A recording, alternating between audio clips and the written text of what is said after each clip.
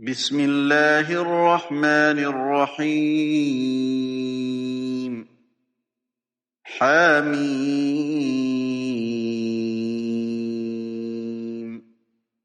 عين سين قاف كذلك يوحي إليك وإلى الذين من قبلك الله العزيز الحكيم له ما في السماوات وما في الأرض وهو العلي العظيم تكاد السماوات يتفطرن من فوقهن والملائكة يسبحون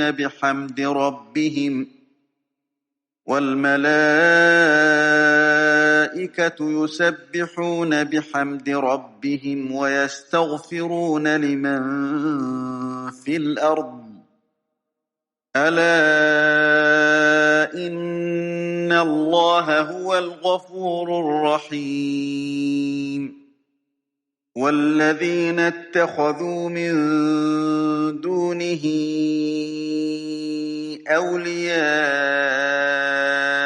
الله حفيظ عليهم وما أنت عليهم بوكيل حامیم عین سین قاف۔ اسی طرح اللہ غالب و حکیم وحی کرتا ہے تمہاری طرف اور ان کی طرف جو تم سے پہلے گزرے ہیں، اسی کا ہے جو کچھ آسمانوں میں ہے اور جو کچھ زمین میں ہے، وہ سب سے اوپر ہے، سب سے بڑا۔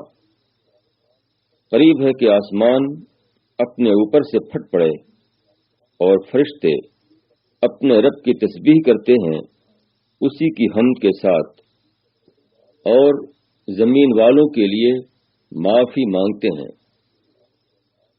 سن لو کہ اللہ ہی معاف کرنے والا، رحمت کرنے والا ہے، اور جن لوگوں نے اس کے سوا دوسرے کارساز بنائے ہیں اللہ ان کے اوپر نگہبان ہے اور تم ان کے اوپر ذمہ دار نہیں۔ تشریح: اگر آدمی کو لامحدود نگاہ حاصل ہو جائے تو وہ دیکھے گا کہ یہاں ایک خدا ہے جو سارے زمین و آسمان کا مالک ہے۔ اس کی طاقت اتنی زبردست ہے کہ کائنات اس کی ہیبت سے گویا پھٹی جا رہی ہے۔ فرشتے جو براہ راست خدا کی خدائی سے باخبر ہیں، وہ حیران خشیت میں ڈوبے ہوئے اس کی حمد و تسبیح کر رہے ہیں۔ پھر وہ دیکھے گا کہ خدا اپنی قدرت خاص سے انسانوں میں سے بعض افراد کو چنتا ہے اور انہیں بالواسطہ انداز میں اپنا کلام پہنچاتا ہے تاکہ وہ تمام انسانوں کو حقیقت واقعہ سے باخبر کر دیں۔ انسان اگرچہ ان حقیقتوں کو براہ راست طور پر نہیں دیکھتا، مگر وہ عقل کے ذریعے بالواسطہ طور پر ان کا ادراک کر سکتا ہے۔ یہی آدمی کا اصل امتحان ہے۔ انسان کی یہ ذمہ داری ہے کہ وہ بصارت سے دکھائی نہ دینے والی چیزوں کو بصیرت کی نظر سے دیکھے۔ وہ پیغمبروں کے کلام میں خدا کی آواز سنے اور اس کے آگے اپنے آپ کو جھکا دے۔ وہ دیکھے بغیر اس طرح مان لے گویا کہ وہ اپنی آنکھوں سے سب کچھ دیکھ رہا ہے۔ قیامت کے دن کسی کے لیے یہ بات عذر نہ بن سکے گی کہ اس نے حقیقت کو براہ راست نہیں دیکھا تھا، کیونکہ موجودہ امتحان کی دنیا میں حقیقت کو براہ راست دکھانا مطلوب ہی نہیں۔ اگر اصل پیغام کسی شخص تک پوری طرح پہنچ جائے تو اس کے بعد خدا کے نزدیک اس پر حجت قائم ہو جاتی ہے۔ حقیقت کا دلیل کے زبان میں ظاہر ہو جانا ہی کافی ہے کہ اس کو انکار حق کا مجرم قرار دے کر وہ سزا دی جائے جو منکرین حق کے لیے مقدر ہے۔ وَكَذَلِكَ أَوْحَيْنَا إِلَيْكَ قُرْآنًا عَرَبِيًّا لِتُنذِرَ أُمَّ الْقُرَى وَمَنْ حَوْلَهَا وَتُنذِرَ يَوْمَ الْجَمْعِ لَا رَيْبَ فِيهِ فَرِيقٌ فِي الْجَنَّةِ وَفَرِيقٌ فِي السَّعِيرِ۔ اور ہم نے اسی طرح تمہاری طرف عربی قرآن اتارا ہے تاکہ تم مکہ والوں کو اور اس کے آس پاس والوں کو ڈرا دو اور ان کو جمع ہونے کے دن سے ڈرا دو جس کے آنے میں کوئی شک نہیں۔ ایک گروہ جنت میں ہوگا اور دوسرا گروہ آگ میں۔ تشریح: پیغمبر کی دعوت کا اصل نشانہ یہ ہوتا ہے کہ لوگوں کو اس حقیقت سے آگاہ کر دیا جائے کہ آخر کار وہ خدا کے سامنے حاضر کیے جانے والے ہیں۔ اس کے بعد لوگوں کے عمل کے مطابق کسی کے لیے ابدی جنت کا فیصلہ ہوگا اور کسی کے لیے ابدی جہنم کا۔ رسول اللہ صلی اللہ علیہ وسلم اسی حقیقت سے آگاہ کرنے کے لیے آئے۔ آپ کے بعثت کے دو دور ہیں، ایک براہ راست، دوسرا بالواسطہ۔ آپ کی براہ راست بعثت مکہ اور اطراف مکہ کے لیے تھی، اس کی تکمیل آپ نے خود اپنی زندگی میں فرما دی۔ آپ کی بالواسطہ بعثت بواسطہ امت تمام عالم کے لیے ہے۔ آپ کی یہ دوسری بعثت جاری ہے اور قیامت تک جاری رہے گی۔ رسول اللہ صلی اللہ علیہ وسلم نے اہل عرب کے سامنے عربی زبان میں اپنا پیغام پہنچایا۔ آپ کے بعد آپ کی امت کو بھی آپ کی نیابت میں اسی اصول پر اپنا دعوتی فریضہ انجام دینا ہے۔ اس کو ہر قوم کے سامنے اس کی اپنی زبان میں حق کا پیغام پہنچانا ہے۔ جب تک کسی قوم کو اس کی اپنی زبان میں پیغام نہ پہنچایا جائے اس پر پیغام رسانی کا حق ادا نہ ہوگا۔ وَلَوْ شَاءَ اللَّهُ لَجَعَلَهُمْ أُمَّةً وَاحِدَةً وَلَكِنْ يُدْخِلُ مَنْ يَشَاءُ فِي رَحْمَتِهِ وَالظَّالِمُونَ مَا لَهُم مِّن وَلِيٍّ وَلَا نَصِيرٍ۔ أَمِ اتَّخَذُوا مِن دُونِهِ أَوْلِيَاءَ فَاللَّهُ هُوَ الْوَلِيُّ وَهُوَ يُحْيِي الْمَوْتَىٰ وَهُوَ عَلَىٰ كُلِّ شَيْءٍ قَدِيرٌ۔ وَمَا اخْتَلَفْتُمْ فِيهِ مِن شَيْءٍ فَحُكْمُهُ إِلَى اللَّهِ ذَلِكُمُ اللَّهُ رَبِّي عَلَيْهِ تَوَكَّلْتُ وَإِلَيْهِ أُنِيبُ۔ اور اگر اللہ چاہتا تو ان سب کو ایک ہی امت بنا دیتا، لیکن وہ جس کو چاہتا ہے اپنی رحمت میں داخل کرتا ہے، اور ظالموں کا کوئی حامی اور مددگار نہیں۔ کیا انہوں نے اس کے سوا دوسرے کارساز بنا رکھے ہیں؟ بس اللہ ہی کارساز ہے، اور وہی مردوں کو زندہ کرتا ہے، اور وہ ہر چیز پر قادر ہے۔ اور جس کسی کی بات میں تم اختلاف کرتے ہو اس کا فیصلہ اللہ ہی کے سپرد ہے۔ وہی اللہ میرا رب ہے، اسی پر میں نے بھروسہ کیا اور اسی کی طرف میں رجوع کرتا ہوں۔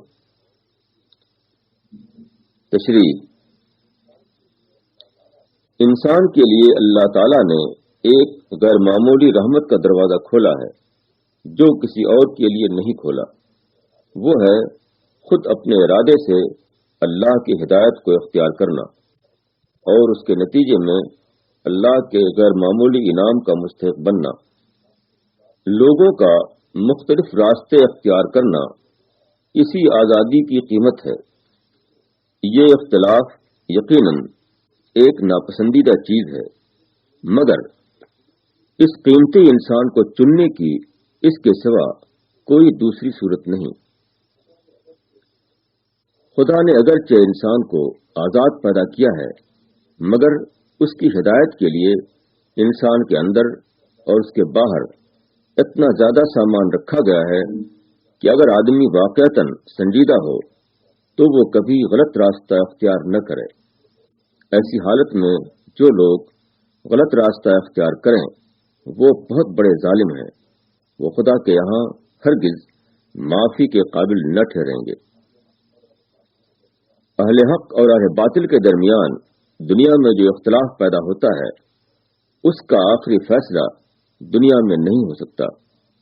دنیا کا حال یہ ہے کہ یہاں ہر آدمی اپنے موافق الفاظ پا لیتا ہے۔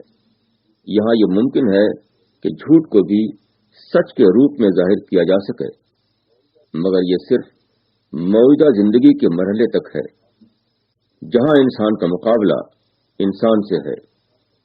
اگلی زندگی میں انسان کا مقابلہ خدا سے ہوگا۔ وہاں کسی کے لیے یہ ممکن نہ رہے گا کہ وہ اپنے آپ کو پرفریب الفاظ کے پردے میں چھپا سکے۔ فاطر السماوات والأرض جعل لكم من أنفسكم أزواجا ومن الأنعام أزواجا يذرأكم فيه ليس كمثله شيء وهو السميع البصير له مقاليد السماوات والأرض يبسط الرزق لمن يشاء ويقدر إنه بكل شيء عليم۔ وہ آسمانوں کا اور زمین کا پیدا کرنے والا ہے۔ اس نے تمہاری جنس سے تمہارے جوڑے پیدا کیے اور جانوروں کے بھی جوڑے بنائے۔ اس کے ذریعے وہ تمہاری نسل چلاتا ہے۔ کوئی چیز اس کے مثل نہیں، اور وہ سننے والا دیکھنے والا ہے۔ اسی کے اختیار میں آسمانوں اور زمین کی کنجیاں ہیں۔ وہ جس کے لیے چاہتا ہے زیادہ روزی دے دیتا ہے اور جس کو چاہتا ہے کم کر دیتا ہے۔ بے شک وہ ہر چیز کا علم رکھنے والا ہے۔ تشریح: زمین و آسمان کی صورت میں جو واقعہ ہمارے سامنے ہے وہ اتنا عظیم واقعہ ہے کہ یہ ناقابل قیاس ہے کہ ان معبودوں میں سے کسی معبود نے ان کو وجود عطا کیا ہو جن کی لوگ خدا کے سوا تعظیم و تقدیس کرتے ہیں۔ اسی طرح انسانوں اور جانوروں کے اندرونی نظام میں ان کی نسل کی بقا کا انتظام اتنا پیچیدہ ہے کہ اس کو حقیقی طور پر نہ کسی انسان کی طرف منسوب کیا جا سکتا اور نہ خدا کے سوا معبودوں میں سے کسی معبود کی طرف۔ یہ سب کام اتنے غیر معمولی ہیں کہ بے مثل خدا ہی کی طرف انہیں جائز طور پر منسوب کیا جا سکتا ہے۔ خالق کی جو صفات اس کی مخلوقات کے مشاہدے کے ذریعے ہمارے علم میں آتی ہیں وہی یہ ثابت کرنے کے لیے کافی ہیں کہ یہ خالق کس قدر عظیم ہے۔ وہ سمیع و بصیر ہے، وہ ہر قسم کے اعلیٰ اختیارات کا مالک ہے۔ کسی کو جو کچھ ملتا ہے اسی کے دیے سے ملتا ہے اور کسی سے جو کچھ چھنتا ہے اسی کے چھیننے سے چھنتا ہے۔ وہ اپنی مثال آپ ہے، اس کے جیسا کوئی اور نہیں۔ شرع لكم من الدين ما وصى به نوحا والذي أوحينا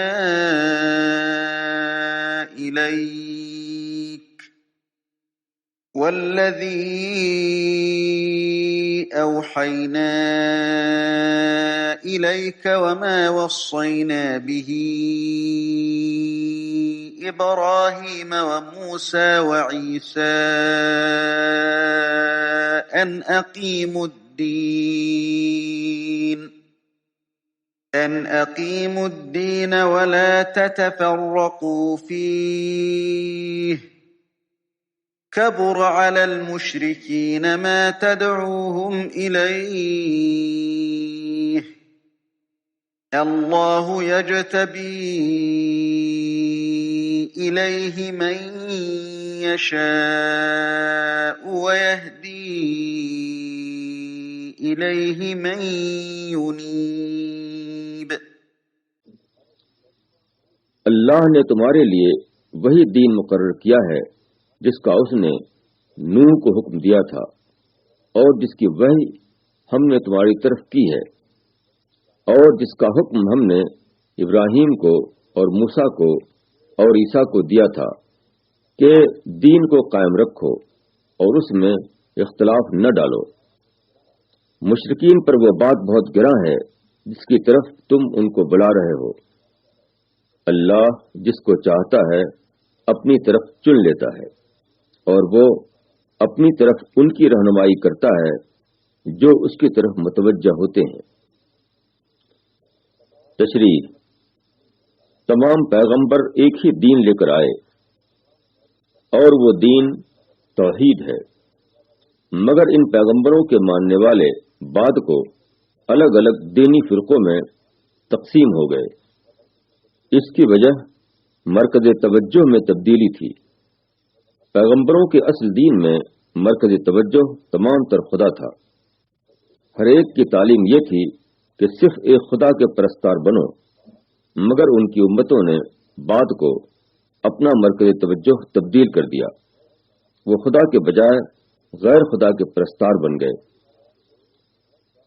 قدیم عرب کے لوگ ابتداءً حضرت ابراہیم کی امت تھے، مگر بعد کو اپنے کچھ بزرگوں کی عظمت ان کے ذہنوں پر اس قدر چھائی کہ انہی کو انہوں نے اپنا مرکز توجہ بنا لیا، حتیٰ کہ ان کے بت بنا کر وہ ان کو پوجنے لگے۔ یہود حضرت موسیٰ کی امت تھے، مگر انہوں نے اپنی نسل کو مخصوص نسل سمجھ لیا۔ ان کی توجہات اپنی نسل کی طرف اتنا زیادہ مائل ہوئیں کہ بالآخر خدائی دین ان کے یہاں نسلی دین بن کر رہ گیا۔ وہ پیغمبر آخر الزماں کے صرف اس لیے منکر ہو گئے کہ وہ ان کی اپنی نسل میں پیدا نہیں ہوا تھا۔ اسی طرح عیسائی حضرات عیسیٰ کی امت تھے، انہوں نے حضرت عیسیٰ کو خدا کا پیغمبر ماننے کے بجائے ان کو خدا کا بیٹا فرض کر لیا۔ اس طرح بات کو انہوں نے جو دین بنایا اس میں ابنیت مسیح نے سب سے زیادہ اہمیت حاصل کر لی۔ خدا کو اپنے بندوں سے جو دین مطلوب ہے وہ یہ ہے کہ وہ خالص توحید پر قائم ہو، صرف ایک خدا ان کی تمام توجہات کا مرکز بن جائے۔ یہی اقامت دین ہے۔ اس مرکز توجہ میں تبدیلی کا دوسرا نام شرک ہے، اور جب لوگوں میں شرک آتا ہے تو فوراً تفریق اور اختلاف شروع ہو جاتا ہے، کیونکہ توحید کی صورت میں مرکز توجہ ایک رہتا ہے، جبکہ شرک کی صورت میں مرکز توجہ کئی بن جاتے ہیں۔ پیغمبر عربی صلی اللہ علیہ وسلم کا دین اگرچہ اپنے متن کے اعتبار سے محفوظ دین ہے، مگر آپ کی امت محفوظ امت نہیں۔ امت کے لوگوں کے لیے بدستور یہ امکان کھلا ہوا ہے کہ وہ نئی نئی چیزوں کو اپنا مرکز توجہ بنائیں۔ وہ خود ساختہ تشریح و تعبیر کے ذریعے اصل دین میں تبدیلیاں کریں اور پھر ایک دین کو عملاً کئی دین بنا کر رکھ دیں۔ وَمَا تَفَرَّقُوا إِلَّا مِن بَعْدِ مَا جَاءَهُمُ جاءهم العلم بغيا بينهم ولولا كلمة سبقت من ربك إلى أجل مسمى لقضي بينهم وَإِنَّ الَّذِينَ أُورِثُوا الْكِتَابَ مِنْ بَعْدِهِمْ لَفِي شَكٍّ مِّنْهُ مُرِيبٍ۔ اور جو لوگ متفرق ہوئے وہ علم آنے کے بعد ہوئے صرف آپس کی ضد کی وجہ سے، اور اگر تمہارے رب کی طرف سے ایک وقت معین تک کی بات نہ ہو چکی ہوتی تو ان کے درمیان فیصلہ کر دیا جاتا، اور جن لوگوں کو ان کے بعد کتاب دی گئی وہ اس کی طرف سے شک میں پڑے ہوئے ہیں جس نے ان کو تردد میں ڈال دیا ہے۔ تشریح: علم آنے کے بعد متفرق ہونے کا مطلب یہ ہے کہ دین حق کی دعوت بلند ہو اور پھر بھی آدمی اس سے الگ رہے یا اس کا مخالف بن کر کھڑا ہو جائے۔ رسول اللہ صلی اللہ علیہ وسلم کے ذریعے اللہ تعالیٰ نے دین کو اس کے خالص انداز میں کھولا۔ اب چاہیے تھا کہ تمام وہ لوگ جو خدا کے طالب ہیں وہ آپ کے ساتھ جڑ جائیں، مگر وہ آپ کے ساتھ جڑنے کے لیے تیار نہیں ہوئے، اس لیے نبیوں کے ساتھ اپنے آپ کو منسوب کر کے وہ لوگوں کے درمیان دینداری کا مقام حاصل کیے ہوئے تھے۔ انہوں نے سمجھا کہ یہی ان کے لیے کافی ہے، حالانکہ جب دین صحیح کی دعوت بلند ہو تو تمام لوگوں کے لیے لازم ہو جاتا ہے کہ وہ اپنے گھروں کو ڈھا دیں اور دین صحیح کے ساتھ اپنے آپ کو وابستہ کریں۔ جو لوگ ایسا نہ کریں وہ خدا کے نزدیک مجرم ہیں، خواہ وہ بے دین ہوں یا بظاہر دیندار۔ دین حق کی دعوت جب اٹھتی ہے تو کچھ لوگ بغی کی بنیاد پر اس کے منکر بن جاتے ہیں اور کچھ لوگ شک کی بنیاد پر اس سے دور رہتے ہیں۔ بغی سے مراد حسد اور تکبر ہے۔ یہ ان لوگوں کا معاملہ ہے جو ماحول میں بڑائی کا مقام حاصل کیے ہوئے ہوں۔ حق کو ماننے میں انہیں بڑائی کے مقام سے نیچے اترنا پڑتا ہے، چونکہ وہ اپنے آپ کو چھوٹا کرنے پر راضی نہیں ہوتے، اس لیے وہ حق کی دعوت کو چھوٹا کرنے میں سرگرم ہو جاتے ہیں تاکہ اپنے موقف کو جائز ثابت کر سکیں۔ شک اور تردد کا معاملہ اکثر عوام الناس کے ساتھ پیش آتا ہے۔ داعی کی بات انہیں دلیل کی سطح پر وزنی معلوم ہوتی ہے، مگر ان اکابر کو چھوڑنا بھی ان کے لیے مشکل ہوتا ہے جن کی عظمت ان کے ذہن پر پہلے سے قائم ہو چکی ہو۔ یہ دو طرفہ تقاضے ان کے لیے آخری فیصلے تک پہنچنے میں رکاوٹ بن جاتے ہیں۔ پہلے گروہ نے اگر تکبر کی نفسیات کے تحت حق کو نظر انداز کیا تھا تو دوسرا گروہ شک کی نفسیات کے تحت اس کو اختیار نہیں کر پاتا۔ حق کو قبول کرنے سے یہ بھی محروم رہتا ہے اور وہ بھی۔ فَلِذَلِكَ فَادْعُ وَاسْتَقِمْ كَمَا أُمِرْتَ وَلَا تَتَّبِعْ أَهْوَاءَهُمْ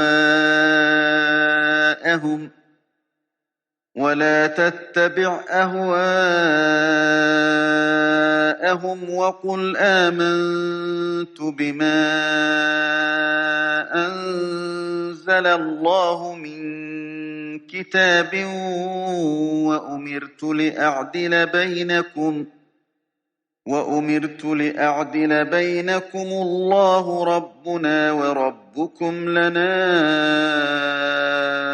أَعْمَالُنَا وَلَكُمْ أَعْمَالُكُمْ لَا حُجَّةَ بَيْنَنَا وَبَيْنَكُمُ اللَّهُ يَجْمَعُ بَيْنَنَا وَإِلَيْهِ الْمَصِيرُ۔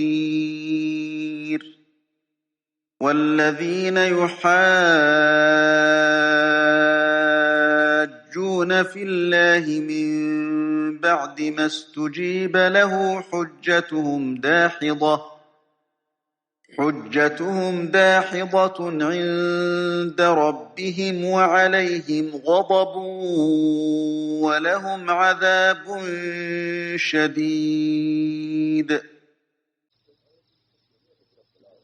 بس تم اسی کی طرف بلاؤ اور اس پر جمے رہو جس طرح تم کو حکم ہوا ہے، اور ان کی خواہشوں کی پیروی نہ کرو، اور کہو کہ اللہ نے جو کتاب اتاری ہے میں اس پر ایمان لاتا ہوں، اور مجھ کو یہ حکم ہوا ہے کہ میں تمہارے درمیان انصاف کروں۔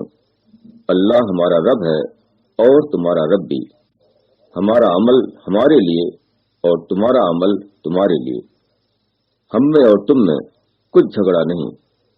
اللہ ہم سب کو جمع کرے گا اور اسی کے پاس جانا ہے۔ اور جو لوگ اللہ کے بارے میں حجت کر رہے ہیں بعد اس کے کہ وہ مان لیا گیا، ان کی حجت ان کے رب کے نزدیک باطل ہے، اور ان پر غضب ہے، اور ان کے لیے سخت عذاب ہے۔ تشریح: یہاں کتاب سے مراد وہ اصل دین ہے جو پیغمبروں کے ذریعے بھیجا گیا۔ احوا سے مراد وہ خود ساختہ اضافے ہیں جو انسانوں نے خود اپنی طرف سے دین حق میں کیے۔ پیغمبر کو حکم دیا گیا کہ تم بس اصل دین پر جمے رہو، حتیٰ کہ دعوتی مصلحت کی بنا پر بھی تم کو ایسا نہیں کرنا ہے کہ لوگوں کے خود ساختہ دین کے ساتھ رعایت کرنے لگو۔ تمہارا کام عدل کرنا ہے، یعنی مذہبی اختلافات کا فیصلہ کر کے یہ بتانا کہ حق کیا ہے اور باطل کیا، کون سا حصہ وہ ہے جو خدا کی طرف سے ہے اور کون سا حصہ انسانی آمیزش کے تحت دین میں شامل کر لیا گیا ہے۔ ہمارے اور تمہارے درمیان کوئی جھگڑا نہیں، اس کا مطلب یہ ہے کہ تمہارے جھگڑنے کے باوجود ہم ایسا نہیں کریں گے کہ ہم بھی تم سے جھگڑنے لگیں۔ تم منفی رویہ اختیار کرو تب بھی ہم یک طرفہ طور پر اپنے مثبت رویے پر قائم رہیں گے۔ داعی کی ذمہ داری صرف حق کا پیغام پہنچانے کی ہے، اس کے علاوہ جو چیزیں ہیں ان کو وہ خدا کے حوالے کر دیتا ہے۔ جو لوگ حق کو قبول کر لیں ان کو تنگ کرنا اور ان کو بیکار بحثوں میں الجھانا نہایت ظالمانہ کام ہے۔ ایسا کرنے والے اپنے آپ کو اس خطرے میں مبتلا کر رہے ہیں کہ آخرت میں ان پر خدا کا غضب ہو اور ان کو سخت عذاب میں ڈال دیا جائے۔ اللہ الذی انزل الكتاب بالحق والمیزان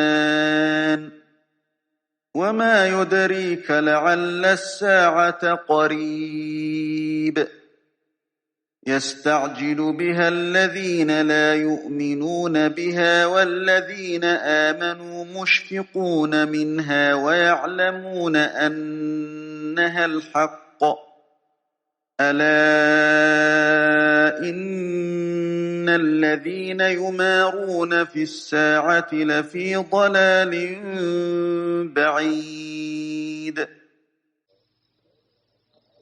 اللہ ہی ہے جس نے حق کے ساتھ کتاب اتاری اور ترازو بھی، اور تم کو کیا خبر شاید وہ گھڑی قریب ہو۔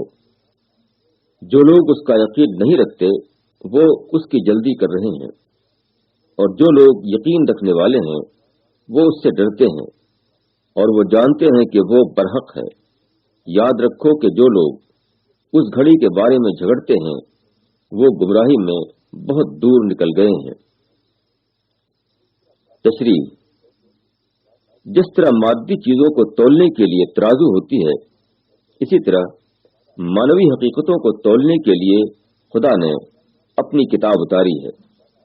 خدا کی کتاب حق اور باطل کو ایک دوسرے سے الگ کرنے کی کسوٹی ہے۔ ہر دوسری چیز کو خدا کی کتاب پر جانچا جائے گا، نہ یہ کہ خدا کی کتاب کو دوسری چیزوں پر جانچا جانے لگے۔ پیغمبر کے زمانے میں جو لوگ آپ کی مخالفت کر رہے تھے ان کی غلطی یہ تھی کہ ان کی قومی روایات اور ان کے اکابر کے اقوال و اعمال سے ان کے یہاں جو دین بنا تھا اس کو معیار مان کر اسی کی روشنی میں وہ خدا کی کتاب کو دیکھتے تھے، حالانکہ ان کے لیے صحیح بات یہ تھی کہ وہ قومی روایات اور بزرگوں کے اقوال و افعال کو خدا کی کتاب کی روشنی میں دیکھیں۔ جو چیز خدا کی کتاب کے معیار پر پوری اترے اس کو لیں، اور جو چیز خدا کی کتاب کے معیار پر پوری نہ اترے اس کو چھوڑ دیں۔ جانچنے کا یہ کام موجودہ دنیا میں آدمی کو خود کرنا ہے، آخرت میں یہ کام خدا کی طرف سے انجام دیا جائے گا۔ عقل مند وہ ہے جو قیامت میں تولے جانے سے پہلے اپنے آپ کو تول لے، کیونکہ قیامت کی تول آخری فیصلے کے لیے ہوگی، نہ کہ عمل کی مہلت دینے کے لیے۔ اللہ لطیف بعباده يرزق من يشاء وهو القوي العزيز من كان يريد حرث الآخرة نزد له في حرثه ومن كان يريد حرث الدنيا نؤته منها وما له في الآخرة من نصيب۔ اللہ اپنے بندوں پر مہربان ہے، وہ جس کو چاہتا ہے روزی دیتا ہے، اور وہ قوت والا زبردست ہے۔ جو شخص آخرت کی کھیتی چاہے ہم اس کو اس کی کھیتی میں ترقی دیں گے، اور جو شخص دنیا کی کھیتی چاہے ہم اس کو اس میں سے کچھ دے دیتے ہیں، اور آخرت میں اس کا کوئی حصہ نہیں۔ تشریح: دنیا کی زندگی امتحان کے لیے ہے، یہاں ہر آدمی کو بقدر امتحان ضروری اسباب دیے جاتے ہیں۔ اب جو شخص آخرت پسند ہو وہ موجودہ دنیا کے اسباب کو آخرت کی تعمیر کے لیے استعمال کرے گا، اور اس کے نتیجے میں آخرت میں مزید اضافے کے ساتھ اپنا انعام پائے گا۔ اس کے برعکس جو شخص دنیا پسند ہو وہ صرف موجودہ دنیا کے پیش نظر عمل کرے گا، ایسا شخص یقیناً موجودہ دنیا میں اپنا پھل پا سکتا ہے، مگر آخرت میں وہ سراسر محروم رہے گا۔ جب اس نے آخرت کے لیے کچھ کیا ہی نہیں تو کیسے ممکن ہے کہ آخرت میں اس کو کچھ دیا جائے؟ ام لهم شركاء شرعوا لهم من الدين ما لم يأذن به الله ولولا كلمة الفصل لقضي بينهم وإن الظالمين لهم عذاب أليم۔ ترى الظالمين مشفقين مما كسبوا وهو واقع بهم والذين آمنوا وعملوا الصالحات في روضات الجنات لهم ما يشاءون عند ربهم ذلك هو الفضل الكبير۔ ذلك الذي يبشر الله عباده الذين آمنوا وعملوا الصالحات قل لا أسألكم عليه أجرا إلا المودة في القربى ومن يقترف حسنة نزد له فيها حسنا إن الله غفور شكور۔ کیا ان کے کچھ شریک ہیں جنہوں نے ان کے لیے ایسا دین مقرر کیا ہے جس کی اللہ نے اجازت نہیں دی، اور اگر فیصلے کی بات طے نہ پا چکی ہوتی تو ان کا فیصلہ کر دیا جاتا، اور بے شک ظالموں کے لیے دردناک عذاب ہے۔ تم ظالموں کو دیکھو گے کہ وہ ڈر رہے ہوں گے اس سے جو انہوں نے کمایا، اور وہ ان پر ضرور پڑنے والا ہے۔ اور جو لوگ ایمان لائے اور انہوں نے اچھے کام کیے وہ جنت کے باغوں میں ہوں گے، ان کے لیے ان کے رب کے پاس وہ سب ہوگا جو وہ چاہیں گے، یہی بڑا انعام ہے۔ یہ چیز ہے جس کی خوشخبری اللہ اپنے ان بندوں کو دیتا ہے جو ایمان لائے اور جنہوں نے نیک عمل کیا۔ کہو کہ میں اس پر تم سے کوئی بدلہ نہیں چاہتا مگر قرابت داری کی محبت، اور جو شخص کوئی نیکی کرے گا ہم اس کے لیے اس میں بھلائی بڑھا دیں گے، بے شک اللہ معاف کرنے والا ہے، قدردان ہے۔ تشریح: جب ایک بات خدا کی کتاب سے ثابت نہ ہو، اس کے باوجود آدمی اس کے حق ہونے پر اصرار کرے تو اس کا مطلب یہ ہے کہ وہ دوسروں کو خدا کے برابر ٹھہرا رہا ہے۔ وہ خدا کے سوا دوسروں کو یہ حق دے رہا ہے کہ وہ انسان کے لیے اس کا دین وضع کریں۔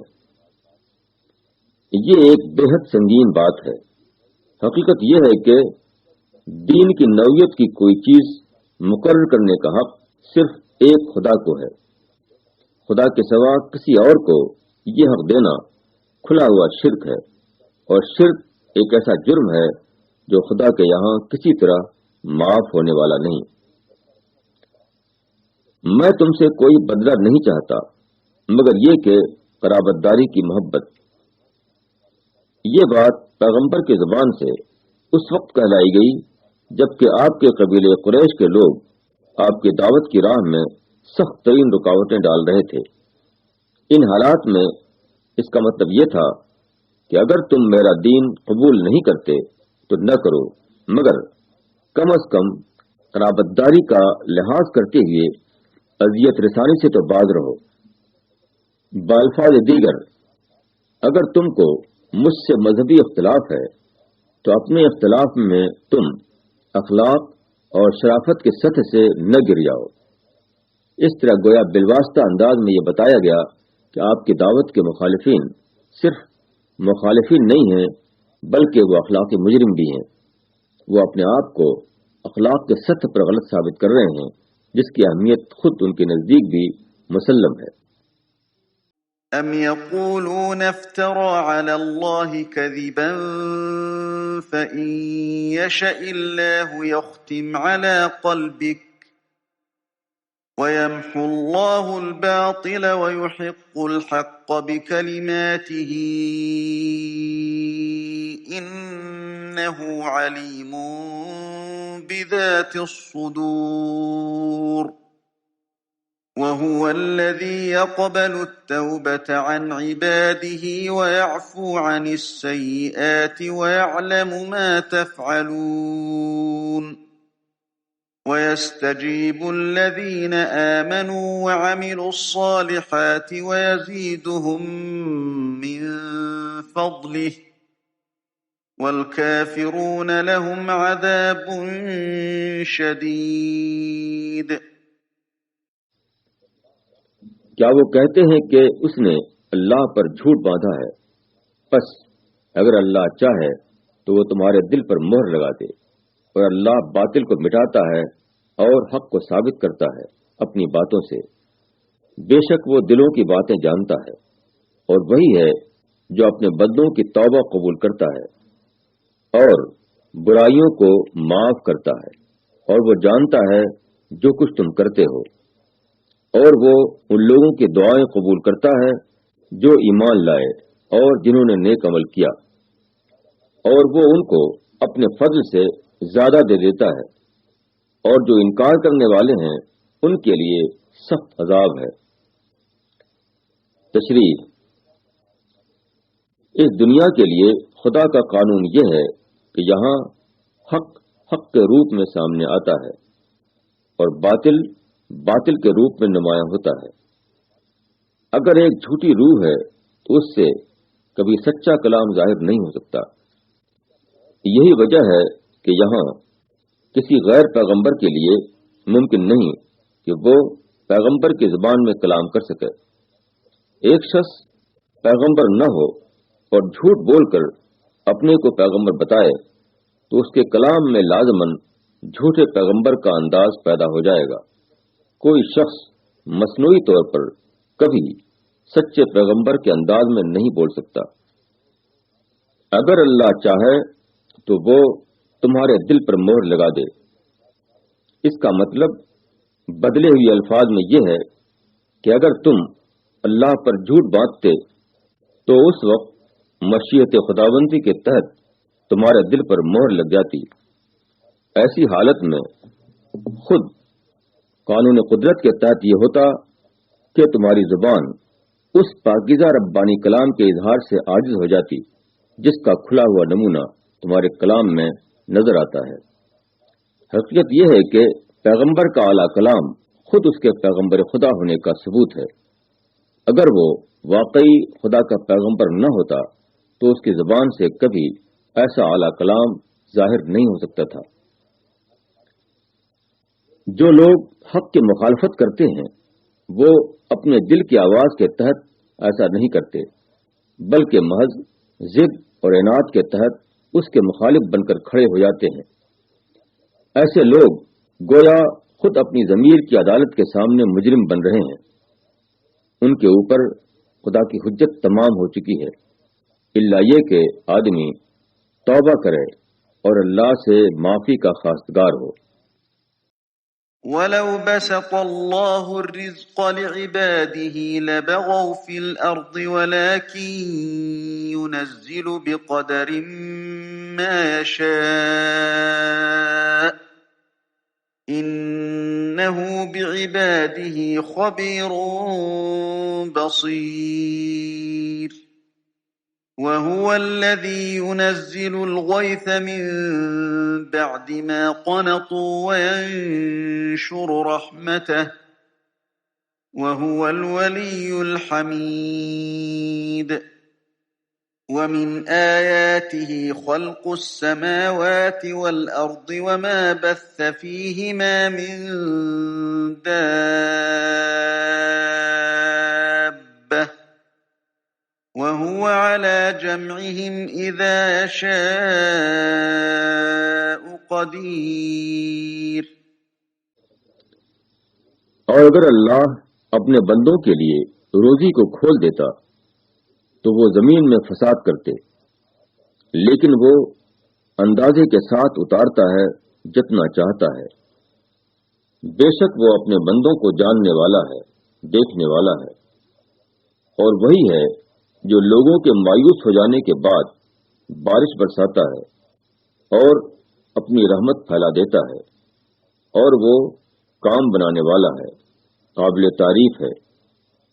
اور اسی کی نشانیوں میں سے ہے آسمانوں اور زمین کا پیدا ہونا، اور وہ جاندار جو اس نے ان کے درمیان پھیلائے ہیں، اور وہ ان کو جمع کرنے پر قادر ہے جب وہ ان کو جمع کرنا چاہے۔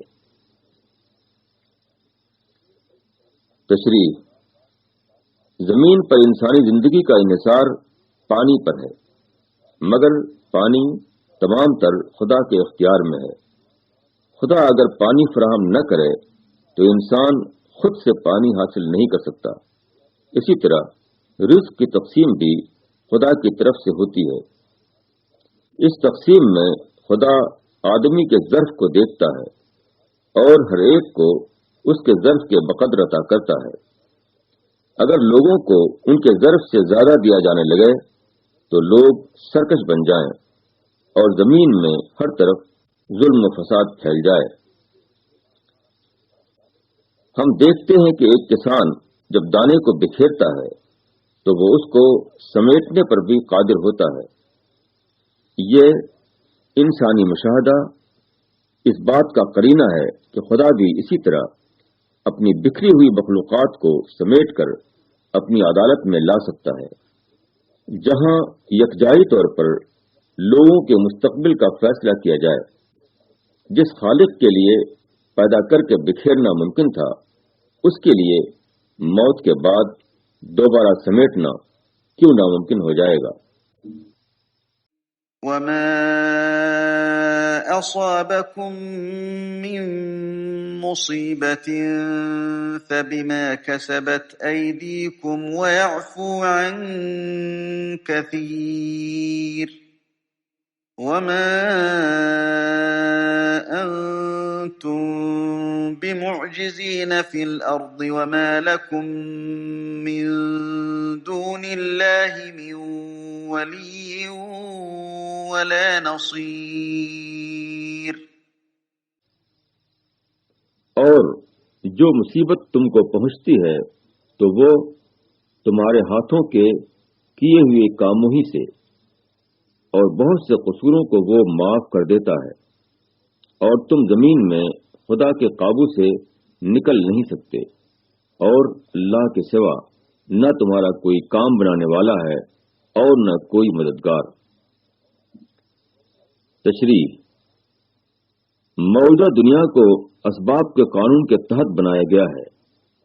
یہاں آدمی پر جب کوئی مصیبت آتی ہے تو وہ واضح طور پر اس کی اپنی ہی کوتاہی کا نتیجہ ہوتی ہے، اور کبھی ایسا ہوتا ہے کہ ایک شخص کوتاہی کرتا ہے مگر وہ اس کے برے انجام سے بچ جاتا ہے. دنیا کے یہ واقعات اس لیے ہیں کہ آدمی ان سے سبق لے. جب وہ دیکھے کہ لوگ جو کچھ پا رہے ہیں وہ اپنے عمل کے بقدر پا رہے ہیں تو اس سے وہ یہ نصیحت لے کہ آخرت میں بھی اسی طرح ہر شخص اپنے عمل کے مطابق اپنا انجام پائے گا. اسی طرح جب وہ دیکھے کہ آدمی نے ایک کوتاہی کی مگر وہ اس کے انجام سے بچ گیا تو وہ اس سے یہ سبق حاصل کرے کہ خدا نہایت مہربان ہے. اگر آدمی اس کی طرف رجوع ہو تو وہ اپنی رحمت خاص سے اس کو اس کی کوتاہیوں کے انجام سے بچا سکتا ہے. ایمان جب گہرا ہو تو آدمی کا یہی حال ہو جاتا ہے، وہ دنیا کے واقعات میں آخرت کی تصویر دیکھنے لگتا ہے. وَمِنْ آيَاتِهِ الْجَوَارِ فِي الْبَحْرِ كَالْأَعْلَامِ إِنْ يَشَأْ يُسْكِنِ الرِّيحَ فَيَظْلَلْنَ رَوَاكِدَ عَلَى ظَهْرِهِ إِنَّ فِي ذَلِكَ لَآيَاتٍ لِكُلِّ صَبَّارٍ شَكُورٍ. أَوْ يُوبِقَهُنَّ بِمَا كَسَبُوا وَيَعْفُ عَنْ كَثِيرٍ. وَيَعْلَمَ الَّذِينَ يُجَادِلُونَ فِي آيَاتِنَا مَا لَهُم مِّن محیص. اور اس کی نشانیوں میں سے یہ ہے کہ جہاز سمندر میں چلتے ہیں جیسے پہاڑ. اگر وہ چاہے تو وہ ہوا کو روک دے، پھر وہ سمندر کی سطح پر ٹھہرے رہ جائیں. بے شک اس کے اندر نشانیاں ہیں ہر اس شخص کے لیے جو صبر کرنے والا، شکر کرنے والا ہے. یا وہ ان کو تباہ کر دے ان کے اعمال کے سبب سے اور معاف کر دے بہت سے لوگوں کو، اور تاکہ جان لیں وہ لوگ جو ہماری نشانیوں میں جھگڑتے ہیں کہ ان کے لیے بھاگنے کی کوئی جگہ نہیں. تشریح: انسان سمندر میں اپنی کشتی دوڑاتا ہے اور فضا میں اپنے جہاز اڑاتا ہے. یہ صرف اس لیے ممکن ہوتا ہے کہ خدا نے فطرت کے قانون کو ہمارے لیے سازگار بنا رکھا ہے. فطرت کے قوانین اگر ہم سے سازگاری نہ کریں تو نہ ہماری کشتیاں سمندر میں دوڑیں اور نہ ہمارے ہوائی جہاز ہواؤں میں اڑیں. زندگی کے ہر واقعے میں نصیحت ہے، مگر واقعات سے نصیحت کی خوراک لینے کے لیے صبر و شکر کا مزاج ضروری ہے. زندگی میں کبھی تکلیف پیش آتی ہے اور کبھی آرام.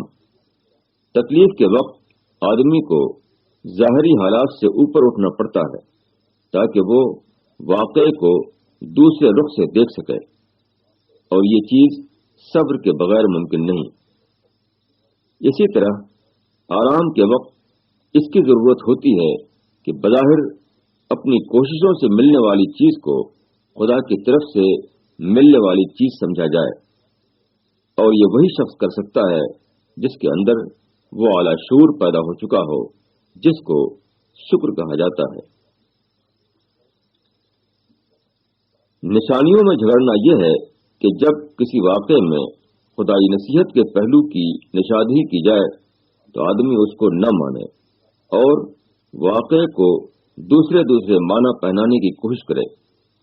ایسے لوگ خدا کی نظر میں سرکش ہیں، اور کسی کی سرکشی صرف موجودہ دنیا میں چل سکتی ہے، وہ آخرت میں ہرگز چلنے والی نہیں۔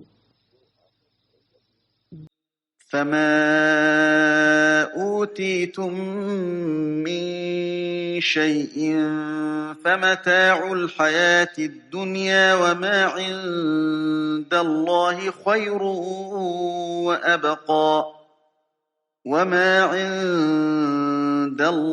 خير وأبقى للذين آمنوا وعلى ربهم يتوكلون فما أوتيتم من شيء فمتاع الحياة الدنيا وما عند الله خير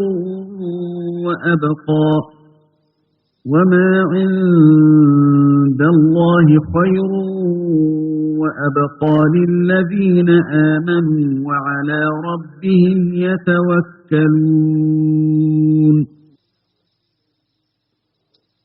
بس جو کچھ تم کو ملا ہے وہ محض دنیوی زندگی کے برتنے کے لیے ہے، اور جو کچھ اللہ کے پاس ہے وہ زیادہ بہتر ہے اور باقی رہنے والا ہے ان لوگوں کے لیے جو ایمان لائے اور وہ اللہ پر بھروسہ رکھتے ہیں۔ تشریح: آخرت کا چاہنے والا وہی بن سکتا ہے جو اللہ پر بھروسہ کرنے والا ہو۔ جب بھی آدمی آخرت کی طرف بڑھتا ہے تو دنیا کے فائدے اس کو خطرے میں نظر آنے لگتے ہیں، دنیا کی مصلحتیں اس کو چھوٹتی ہوئی دکھائی دیتی ہیں۔ ایسی حالت میں جو چیز آدمی کو آخرت کے راستے پر ثابت قدم رکھتی ہے وہ صرف یہ کہ اس کو خدا کے وعدوں پر بھروسہ ہو، اس کو یقین ہو کہ خدا کی خاطر وہ دنیا میں جتنا کھوئے گا اس سے بہت زیادہ وہ آخرت میں خدا کی طرف سے پا لے گا۔ دنیا کی ہر نعمت وقتی ہے اور آخرت کی نعمتیں ابدی ہیں جو کبھی ختم ہونے والی نہیں، اور ابدی نعمت کے مقابلے میں وقتی نعمت کی کوئی حقیقت نہیں۔ والذين يجتنبون كبائر الإثم والفواحش وإذا ما غضبوا هم يغفرون والذين استجابوا لربهم وأقاموا الصلاة وأمرهم شورى بينهم ومما رزقناهم ينفقون والذين إذا أصابهم البغي هم ينتصرون وجزاء سيئة سيئة مثلها فمن عفا وأصلح فأجره على الله إنه لا يحب الظالمين ولمن انتصر بعد ظلمه فأولئك ما عليهم من سبيل إنما السبيل على الذين يظلمون الناس ويبغون في الأرض بغير الحق أولئك لهم عذاب أليم ولمن صبر وغفر إن ذلك لمن عزم الأمور۔ اور وہ لوگ جو بڑے گناہوں سے اور بے حیائی سے بچتے ہیں اور جب ان کو غصہ آتا ہے تو وہ معاف کر دیتے ہیں، اور وہ جنہوں نے اپنے رب کی دعوت کو قبول کیا اور نماز قائم کیا اور وہ اپنا کام آپس کے مشورے سے کرتے ہیں، اور ہم نے جو کچھ انہیں دیا ہے اس میں سے خرچ کرتے ہیں، اور وہ لوگ کہ جب ان پر چڑھائی ہوتی ہے تو وہ بدلہ لیتے ہیں، اور برائی کا بدلہ ہے ویسی ہی برائی۔ پھر جس نے معاف کر دیا اور اصلاح کی تو اس کا اجر اللہ کے ذمے ہے، بے شک وہ ظالموں کو پسند نہیں کرتا۔ اور جو شخص اپنے مظلوم ہونے کے بعد بدلہ لے تو ایسے لوگوں کے اوپر کچھ الزام نہیں، الزام صرف ان پر ہے جو لوگوں کے اوپر ظلم کرتے ہیں اور زمین میں ناحق سرکشی کرتے ہیں، یہی لوگ ہیں جن کے لیے دردناک عذاب ہے۔ اور جس شخص نے صبر کیا اور معاف کر دیا تو بے شک یہ ہمت کے کام ہے۔ تشریح: ایمان جب حقیقی معنوں میں کسی کو ملتا ہے تو وہ اس کے اندر انقلاب پیدا کر دیتا ہے، اس کے اندر ایک نئی شخصیت ابھرتی ہے۔ یہاں ایک بندے خدا کی جن خصوصیات کا ذکر ہے وہ سب وہی ہیں جو اس ایمانی شخصیت کے نتیجے میں کسی کے اندر ظاہر ہوتی ہیں۔ ایسے شخص کے اندر حقیقت واقعہ کے اعتراف کا مزاج پیدا ہوتا ہے، وہ خدا کے خدا ہونے اور اپنے بندہ ہونے کی حیثیت کا اعتراف کرتے ہوئے اس کے آگے جھک جاتا ہے۔ خدا کی ایک پکار بلند ہو تو اس کے لیے ناممکن ہو جاتا ہے کہ وہ اس پر لبیک نہ کہے۔ ایمانی شعور اس کو صحیح اور غلط کے بارے میں حساس بنا دیتا ہے، وہ وہی کرتا ہے جو کرنا چاہیے اور وہ نہیں کرتا جو نہیں کرنا چاہیے۔ اپنی حیثیت واقعی کا اعتراف اس کے اندر تواضع پیدا کرتا ہے جو اس سے غصہ، ظلم اور سرکشی کا مزاج چھین لیتا ہے۔ یہی تواضع اس کو مجبور کرتا ہے کہ اجتماعی معاملات میں وہ دوسروں کے مشورے سے فائدہ اٹھائے، وہ محض اپنی ذاتی رائے کی بنیاد پر اقدام سے پرہیز کرے۔ دوسروں کے ساتھ اس کا رشتہ خیرخواہی کا ہوتا ہے، نہ کہ ضد اور استحصال کا۔ ایسا آدمی دوسروں کے خلاف کبھی جارحیت نہیں کرتا۔ دوسروں کے خلاف وہ جب بھی اقدام کرتا ہے تو دفاع کے طور پر کرتا ہے، اور اتنا ہی کرتا ہے جتنا اس کے ظلم کو روکنے کے لیے ضروری ہو۔ وہ عین اشتعال انگیز حالات میں بھی اس کے لیے تیار رہتا ہے کہ لوگوں کو معاف کر دے، اور انہوں نے اس کے ساتھ جو برائی کی ہے اس کو بھول جائے۔ بندے مومن یہ سارے کام اپنے جذبہ ایمان کے تحت کرتا ہے، تاہم اللہ اس کی قدردانی اس طرح فرماتا ہے کہ اس کو اہل ہمت اور اولو العزم کے خطاب سے نوازتا ہے اور اس کو ابد دیتا ہے کہ باغ میں داخل کر دیتا ہے۔ وَمَن يُضْلِلِ اللَّهُ فَمَا لَهُ مِن وَلِيٍّ مِّن بَعْدِهِ وَتَرَى الظَّالِمِينَ لَمَّا رَأَوُا الْعَذَابَ يَقُولُونَ هَلْ إِلَى مَرَدٍّ مِّن سَبِيلٍ وَتَرَاهُمْ يُعْرَضُونَ عَلَيْهَا خَاشِعِينَ مِنَ الذُّلِّ يَنظُرُونَ مِن طَرْفٍ خَفِيٍّ وَقَالَ الَّذِينَ آمَنُوا إِنَّ الْخَاسِرِينَ الَّذِينَ خَسِرُوا أَنفُسَهُمْ وَأَهْلِيهِمْ يَوْمَ الْقِيَامَةِ أَلَا إِنَّ الظَّالِمِينَ فِي عَذَابٍ مُقِيمٍ وَمَا كَانَ لَهُم مِّنْ أَوْلِيَاءَ يَنصُرُونَهُم مِّن دُونِ اللَّهِ وَمَن يُضْلِلِ اللَّهُ فَمَا لَهُ مِن سَبِيلٍ۔ اور جس شخص کو اللہ بھٹکا دے تو اس کے بعد اس کا کوئی کارساز نہیں، اور تم ظالموں کو دیکھو گے کہ جب وہ عذاب کو دیکھیں گے تو وہ کہیں گے کیا واپس جانے کی کوئی صورت ہے؟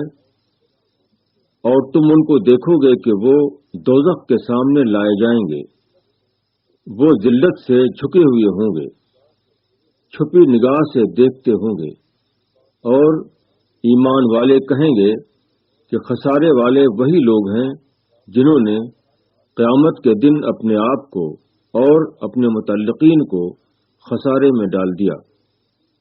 سن لو، ظالم لوگ دائمی عذاب میں رہیں گے اور ان کے لیے کوئی مددگار نہ ہوں گے جو اللہ کے مقابلے میں ان کی مدد کریں، اور خدا جس کو بھٹکا دے تو اس کے لیے کوئی راستہ نہیں۔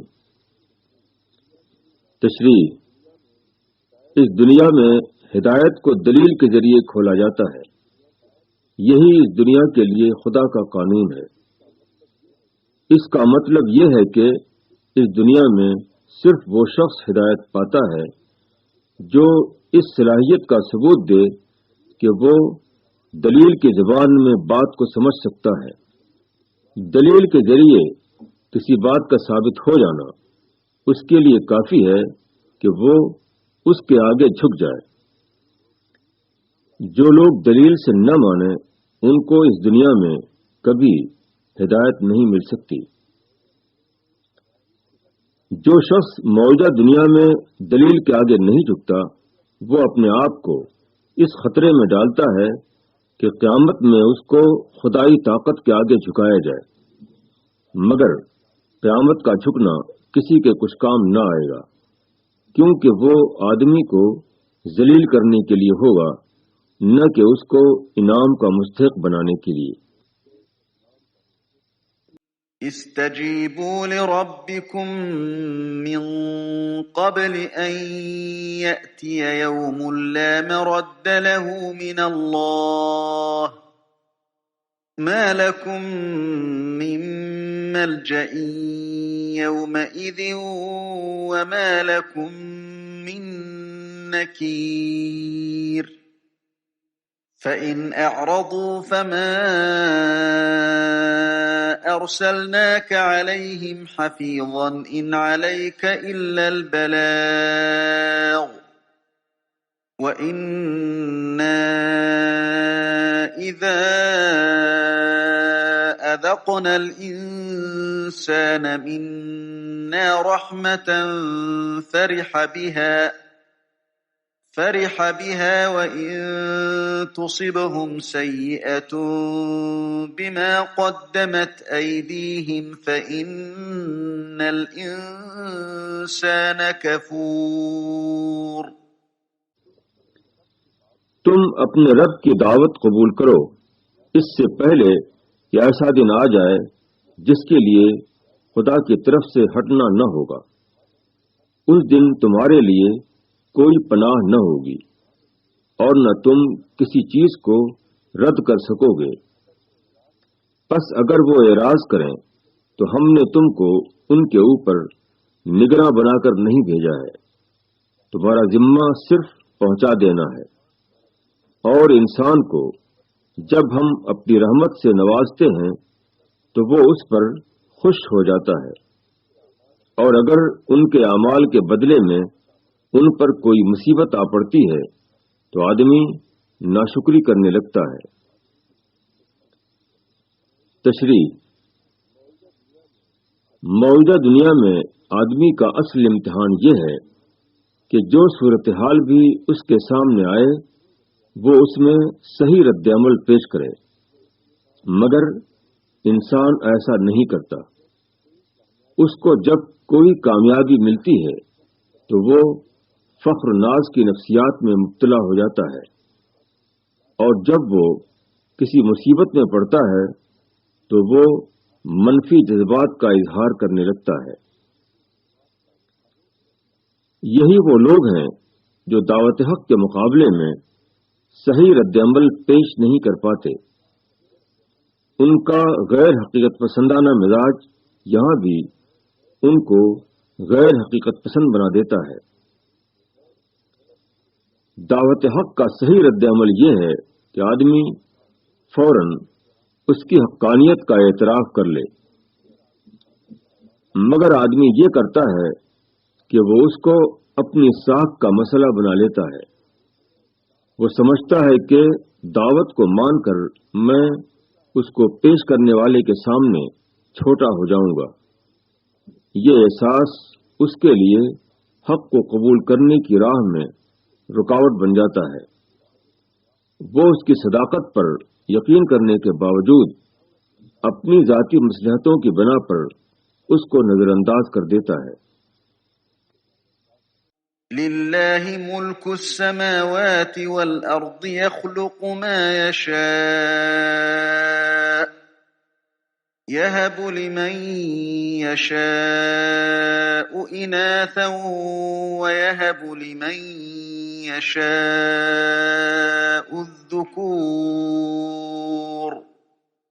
أَوْ يُزَوِّجُهُمْ ذُكْرَانًا وَإِنَاثًا وَيَجْعَلُ مَن يَشَاءُ عَقِيمًا إِنَّهُ عَلِيمٌ قدیر۔ آسمانوں اور زمین کی بادشاہی اللہ کے لیے ہے۔ وہ جو چاہتا ہے پیدا کرتا ہے، وہ جس کو چاہتا ہے بیٹیاں عطا کرتا ہے، اور جس کو چاہتا ہے بیٹے عطا کرتا ہے، یا ان کو جمع کر دیتا ہے، بیٹے بھی اور بیٹیاں بھی، اور جس کو چاہتا ہے بے اولاد رکھتا ہے۔ بے شک وہ جاننے والا ہے، قدرت والا ہے۔ تشریح: دین کی اساس اس تصور پر قائم ہے کہ اس کائنات میں ہر قسم کا اختیار صرف ایک خدا کو حاصل ہے، اس کے سوا کسی کے پاس کوئی اختیار نہیں، خواہ وہ زمین و آسمان کے نظام کو چلانا ہو یا ایک انسان کو اولاد عطا کرنا۔ آدمی جو کچھ پاتا ہے خدا کے دیے سے پاتا ہے، اور وہی جب چاہتا ہے اس کو اس سے چھین لیتا ہے۔ خدا کے بارے میں یہی عقیدہ آدمی کے اندر وہ احساس پیدا کرتا ہے جس کو ابدیت کہا جاتا ہے، اور خدا کے بارے میں یہی عقیدہ آدمی کو مجبور کرتا ہے کہ وہ اپنی زندگی میں اس روش کو اپنائے جس کا الہی شریعت میں حکم دیا گیا ہے۔ وَمَا كَانَ لِبَشَرٍ أَن يُكَلِّمَهُ اللَّهُ إِلَّا وَحْيًا أَوْ مِن وَرَاءِ حِجَابٍ أَوْ يُرْسِلَ رَسُولًا فَيُوحِيَ بِإِذْنِهِ مَا يَشَاءُ إِنَّهُ عَلِيٌّ حَكِيمٌ۔ وَكَذَلِكَ أَوْحَيْنَا إِلَيْكَ رُوحًا مِّنْ أَمْرِنَا مَا كُنتَ تَدْرِي مَا الْكِتَابُ وَلَا الْإِيمَانُ وَلَكِنْ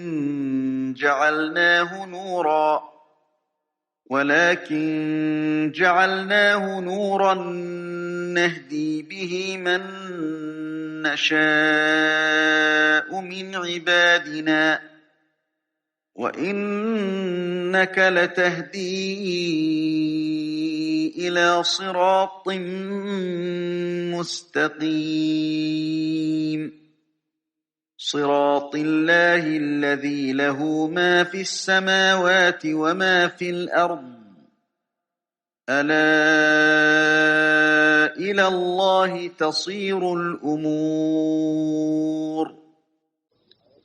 اور کسی آدمی کی یہ طاقت نہیں کہ اللہ اس سے کلام کرے مگر وحی کے ذریعے سے یا پردے کے پیچھے سے، یا وہ کسی فرشتے کو بھیجے کہ وہ وحی کر دے اس کے اذن سے جو وہ چاہے۔ بے شک وہ سب سے اوپر ہے، حکمت والا ہے۔ اور اس طرح ہم نے تمہاری طرف بھی وحی کی ہے ایک روح اپنے حکم سے۔ تم نہ جانتے تھے کہ کتاب کیا ہے اور نہ یہ جانتے تھے کہ ایمان کیا ہے، لیکن ہم نے اس کو ایک نور بنایا، اس سے ہم ہدایت دیتے ہیں اپنے بندوں میں سے جس کو چاہتے ہیں، اور بے شک تم ایک سیدھے راستے کی طرف رہنمائی کر رہے ہو، اس اللہ کے راستے کی طرف جس کا وہ سب کچھ ہے جو آسمانوں اور زمین میں ہے۔ سن لو، سارے معاملات اللہ ہی کی طرف لوٹنے والے ہیں۔ تشریح: موجودہ دنیا میں کوئی انسان براہ راست خدا سے ہم کلام نہیں ہو سکتا۔ انسان کا عجز اس قسم کے کلام میں مانع ہے، چنانچہ پیغمبروں پر خدا کا جو کلام اترا وہ بالواسطہ انداز میں اترا۔ بالواسطہ خطاب کے کئی طریقے ہیں، ان کی مثالیں مختلف پیغمبروں کی زندگی میں پائی جاتی ہیں۔ ایک عالم جب کوئی کتاب لکھتا ہے یا ایک مفکر جب کوئی کلام پیش کرتا ہے تو اس کے ماضی میں ایسے اسباب موجود ہوتے ہیں جو اس کے علمی اور فکری کارنامے کی توجیہ کر سکیں، مگر پیغمبر کا معاملہ اس سے بالکل مختلف ہے۔ پیغمبر کی نبوت کے بعد کی زندگی اس کی نبوت سے پہلے کی زندگی سے سراسر مختلف ہوتی ہے۔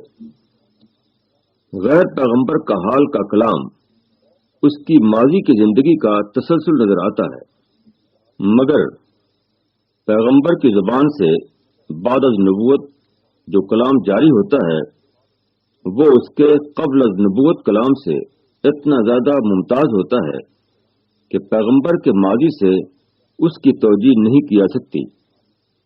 یہ ایک واضح قرینہ ہے جو یہ ثابت کرتا ہے کہ پیغمبر کا کلام خدائی کلام ہے، نہ کہ عام انسانی کلام۔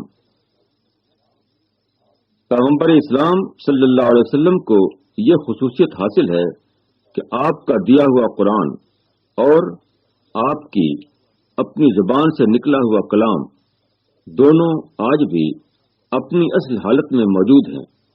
کوئی شخص جو عربی جانتا ہو اور وہ ان دونوں کو تقابلی طور پر دیکھے تو وہ دونوں کے درمیان کھلا ہوا فرق پائے گا۔ حدیث کی زبان واضح طور پر محمد بن عبداللہ کی زبان ہے اور قرآن کی زبان واضح طور پر خدا کی زبان۔